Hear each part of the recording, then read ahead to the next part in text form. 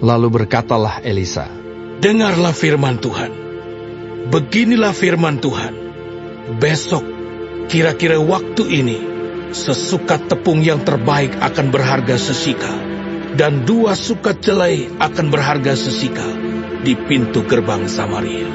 Tetapi perwira yang menjadi ajudan raja menjawab abdi Allah, katanya, "Sekalipun Tuhan membuat tingkap-tingkap di langit, masakan hal itu mungkin terjadi?" Jawab abdi Allah, "Sesungguhnya, engkau akan melihatnya dengan matamu sendiri, tetapi tidak akan makan apa-apa daripadanya." 4 orang yang sakit kusta ada di depan pintu gerbang. Berkatalah yang seorang kepada yang lain, "Mengapakah kita duduk-duduk di sini sampai mati? Jika kita berkata, baiklah kita masuk ke kota, padahal dalam kota ada kelaparan, kita akan mati di sana. Dan jika kita tinggal di sini, kita akan mati juga. Jadi sekarang, marilah kita menyeberang ke perkemahan tentara Aram. Jika mereka membiarkan kita hidup, kita akan hidup. Dan jika mereka mematikan kita, kita akan mati." Lalu pada waktu senja bangkitlah mereka masuk ke tempat perkemahan orang Aram. Tetapi ketika mereka sampai ke pinggir tempat perkemahan orang Aram itu, tampaklah tidak ada orang di sana. Sebab Tuhan telah membuat tentara Aram itu mendengar bunyi kereta, bunyi kuda, bunyi tentara yang besar, sehingga berkatalah yang seorang kepada yang lain, "Sesungguhnya Raja Israel telah mengubah raja-raja orang Het dan raja-raja orang Misraim melawan kita, supaya mereka menyerang kita." Karena itu bangkitlah mereka melarikan diri pada waktu senja dengan meninggalkan kemah dan kuda dan keledai mereka serta tempat perkemahan itu dengan begitu saja. Mereka melarikan diri menyelamatkan nyawanya. Ketika orang-orang yang sakit kusta itu sampai ke pinggir tempat perkemahan, masuklah mereka ke dalam sebuah kemah, lalu makan dan minum.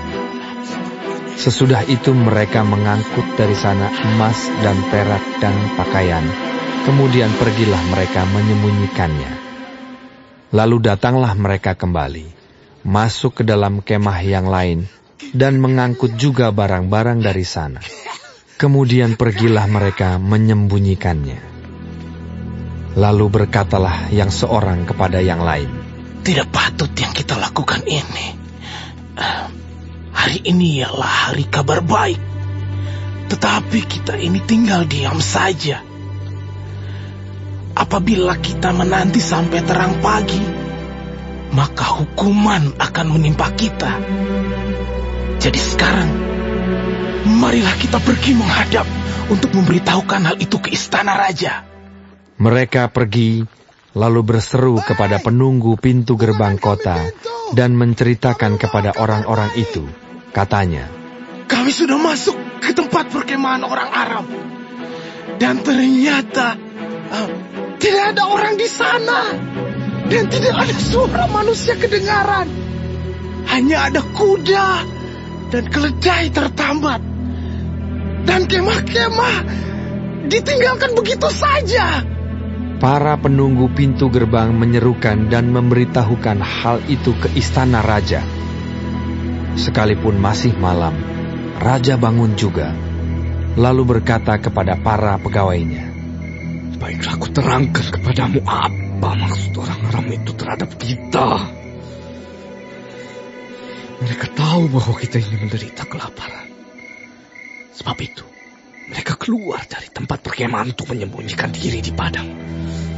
Sambil berpikir, apabila orang Israel keluar dari dalam kota, kita akan menangkap mereka hidup-hidup. Kemudian kita masuk ke dalam kota." Lalu salah seorang pegawainya menjawab, "Baiklah, kita ambil 5 ekor dari kuda yang masih tinggal di dalam kota ini. Tentulah keadaannya seperti seluruh khalayak ramai Israel yang sudah habis mati itu. Biarlah kita suruh saja orang pergi, supaya kita lihat Sesudah itu mereka mengambil 2 kereta kuda. Kemudian raja menyuruh mereka menyusul tentara Aram sambil berkata, Pergilah melihatnya. Lalu pergilah mereka menyusul orang-orang itu sampai ke sungai Yordan. Dan tampaklah seluruh jalan itu penuh dengan pakaian dan perkakas yang dilemparkan oleh orang Aram pada waktu mereka lari terburu-buru. Kemudian pulanglah suruhan-suruhan itu dan menceritakan hal itu kepada raja. Maka keluarlah penduduk kota itu menjarah tempat perkemahan orang Aram.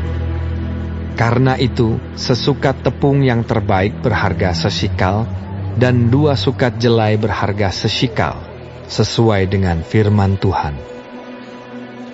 Adapun raja telah menempatkan perwira yang menjadi ajudannya itu mengawasi pintu gerbang.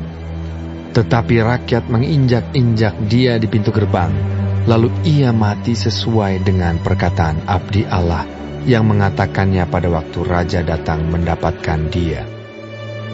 Dan terjadi juga seperti yang dikatakan abdi Allah itu kepada raja. 2 sukat jelai akan berharga sesikal, dan sesukat tepung yang terbaik akan berharga sesikal.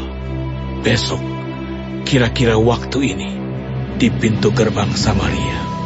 Pada waktu itu si perwira menjawab abdi Allah itu, Sekalipun Tuhan membuat tingkap-tingkap di langit, masakan hal itu mungkin terjadi? Tetapi Elisa berkata, Sesungguhnya, engkau akan melihatnya dengan matamu sendiri, tetapi tidak akan makan apa-apa daripadanya. Demikianlah terjadi kepada orang itu. Rakyat menginjak-injak dia di pintu gerbang, lalu matilah ia.